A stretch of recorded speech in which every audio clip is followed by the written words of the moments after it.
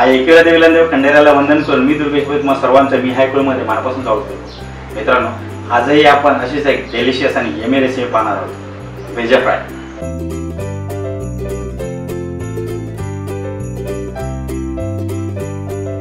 पाहूया आजच्या रेसिपीसाठी लागणारं आपल्याजवळ साहित्य काय काय आहे। आजच्या रेसिपीसाठी लागणारं साहित्य आहे 2 बकऱ्याचे भेजे, अर्धी वाटी कोथिंबीर, अर्धा इंचाचे आले, 1 हिरवी मिरची, 10 ते 12 लसूण पाकळ्या, 1 चमचा हळद, 2 चमचे ओरिजिनल सिक्रेट कोळे मसाला, 1 चमचा लिंबाचा रस आणि चवीनुसार मीठ। साहित्य तर आपण पाहिलं असेल, चला मग लगेच कृतीकडे वळूया।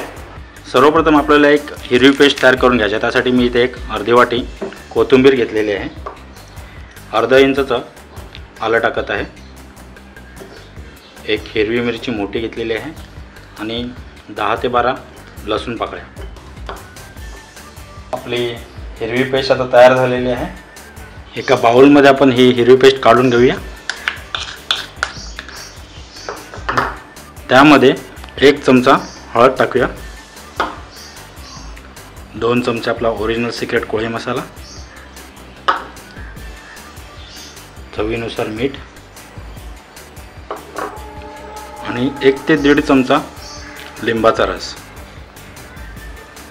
हे चांगलं आपण मिक्स करून घेऊया।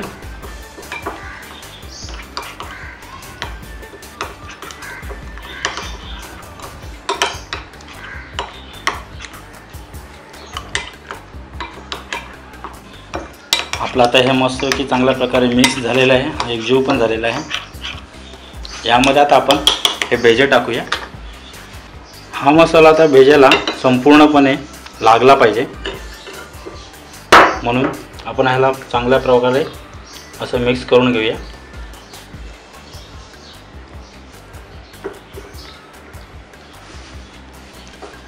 आणि हलक्या हाताने करायचं, कारण भेजा हा खूप अगदी नाजूक असतो। आपला मसाला तर पूर्णपणे ह्याला लागलेला आहे। आपण ह्याला आता 30 मिनिटापर्यंत मॅरिनेशनसाठी आपण ठेवून देऊया।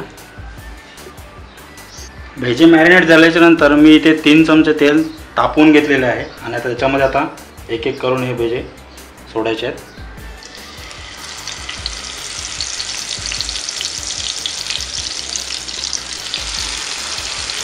हा उरलेला मसाला देखील मी ह्याला लावून घेतो।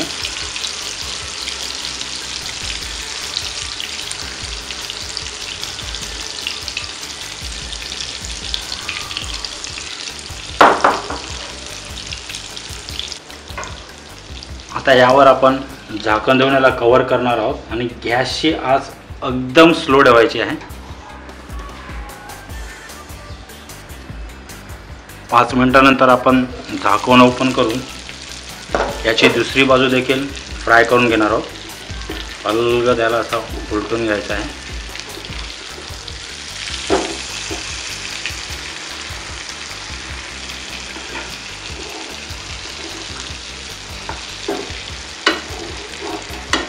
पुन्हा याच्यावरती आपण झाकण ठेवूया।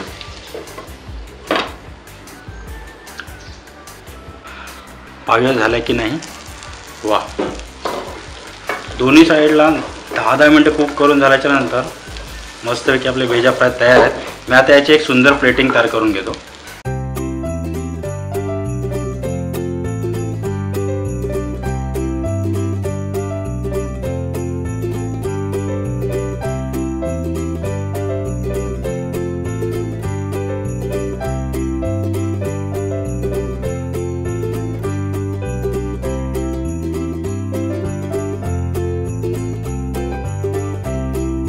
पाहिली ना, किती कमी वेळात आणि पटकन तयार झाली ही रेसिपी। मला माहितीच आहे तुमच्या तोंडाला नक्कीच पाणी सुटलं असणार, म्हणून लवकरात लवकर भेजे आणायचे आणि पटकन ही रेसिपी तयार करून पाहिजे। रेसिपी तयार करून झाल्याच्या नंतर तुमचे छान छान फोटोग्राफ्स आणि कमेंट मला नक्की कळवायचे। तुम्हाला आपल्या आजच्या रेसिपीचा हा व्हिडिओ जर आवडला असेल तर लाईक आणि शेअर नक्की करा आणि आपल्या सर्वांचं मी हाय कोळी चॅनल सबस्क्राईब जरूर करा। पुन्हा एका छानशा रेसिपीसाठी लवकरच भेटूया। तोपर्यंत धन्यवाद।